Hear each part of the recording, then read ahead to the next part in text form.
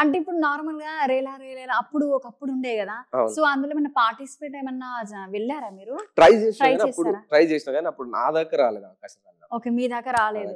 అంటే నార్మల్ గా ఇప్పుడు ఏమైనా కాంపిటీషన్స్ ఇప్పుడు కూడా జరుగుతున్నాయి సింగర్స్ కానివ్వండి, దానికి ఏమైనా ట్రై చేశారా? అంటే ఆడిషన్స్ కానీ ఇట్లాంటివి ఏమన్నా వెళ్ళారా? వెళ్తుంటా, ఆడిషన్స్ ఏది జరిగినా వెళ్తూ ఉంటా. కానీ ఇంకా ఆడిషన్ చాలా కష్టం కాబట్టి ఇప్పుడు ప్రస్తుతం సిచ్యువేషన్ లో, ఎందుకంటే అందరూ మ్యూజిక్ మీద అవగాహన ఉంది అండ్ సంగీతం నేర్చుకుంటున్నారు, అట్లా బాగా కాంపిటీషన్ కూడా ఉంది కాబట్టి ఎంతసేపు ఇంకా నేను ఇండివిజువల్ గా పాడి ఆల్బమ్స్ చేసి జనాలకు తీసుకురావడానికి ట్రై చేస్తుంటా.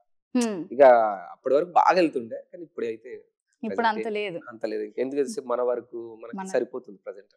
ఓకే, అంటే నార్మల్ గా ప్రతి ఒక్కరు ఒక సాంగ్ కి కావాల్సింది ప్రతి ఒక్కటి ఒక్కొక్కటి చేస్తుంటారు. సింగింగ్ ఒకరు, నార్మల్ గా యాక్టింగ్ ఒకరు, ఒక్కొక్కరు చేస్తే గానీ ఒక సాంగ్ బయటికి రాదు మనకి. సో ఈ థాట్ ఎలా వచ్చిందంటే నేనే పాడాలి, నేనే రాయాలి, నేనే యాక్టింగ్ చేయాలి అన్న థాట్ మీకు ఎందుకు వచ్చింది? అలాగే ఇప్పుడు ఒక సాంగ్ చేసేటప్పుడు ఒక లొకేషన్ చూసుకుంటారు, అంటే చెట్లు ఉండడం కానివ్వండి, లేకపోతే వాటర్ ఫాల్స్ ఇట్లాంటివి, లవ్ కానివ్వండి, ఫోక్ సాంగ్స్ ఇట్లాంటివి చేస్తుంటారు. అంటే మీకు ఐడియా ఇట్లా శ్మశానంలో చేయడము ఐడియా ఎట్లొచ్చింది, అసలు ఎందుకు వచ్చింది? అంటే ఏదైనా సాంగ్ విని ఇన్స్పైర్ అయ్యి వచ్చిందా, లేకపోతే ఎవరిదన్నా డైరెక్ట్ గా వాళ్ళ స్టోరీ ఏమైనా తెలుసుకొని రావడం జరిగింది? ఎట్లా జరిగింది అసలు? అంటే గ్రామీణ ప్రాంతంలో గానీ ఎక్కడైనా మనం చూసే డిస్క్రిమినేషన్ చూస్తాం కదా. సో మనుషుల మధ్య తేడాలు ఇవన్నీ అబ్జర్వ్ చేసిన తర్వాత మొదటి నుంచి కూడా బుక్స్ బాగా చదువుతుండే అలవాటు ఉంది. అలవాటు ఉంది కాబట్టి కొన్ని విషయాలు తెలుసుకునేవాను అనమాట. ఈ ఫీలింగ్స్ ఏంటి, మనిషికి మధ్య తేడాలు ఏంటి, ఇట్లా ఎందుకుంటారు, ఎవరు ఎక్కువ ఏంటి, ఎవరు తక్కువ ఏంటి, దాన్ని బాగా తెలుసుకునేవారు అనమాట. సో ఆ ఫీలింగ్ ని ఎట్లా ఎక్కడ పంచుకోవాలో అర్థం కాకపోయేది. అలాంటి బాధని ఒక అందమైన ప్రకృతి అక్కడ పంచుకోలేము, శ్మశానం అయితే సెట్ అవుతుంది.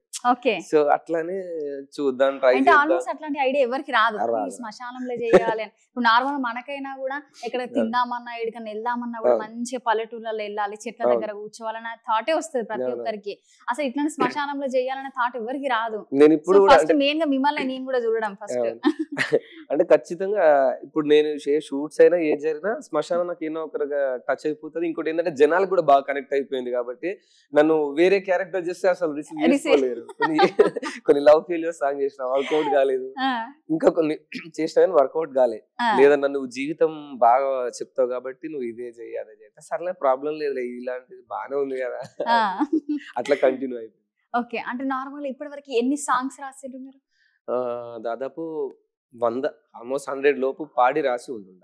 100 లోపు సాంగ్స్ పాడిండ్రు, రాసిరు మీరే. అందులో కొన్ని రిలీజ్ గానీ కూడా ఉన్నాయి. సో అన్ని ఉన్నాయి, కాకపోతే ఎక్కువ జనాలకి ఏంటంటే రీచ్ అవ్వలేదు. జనాలకు బాగా రీచ్ అయినట్టు మీరు అన్నట్టు బొందలగడ్డ, వెల్లురావ మనిషి వెల్లురా, ఇలాంటి కొన్ని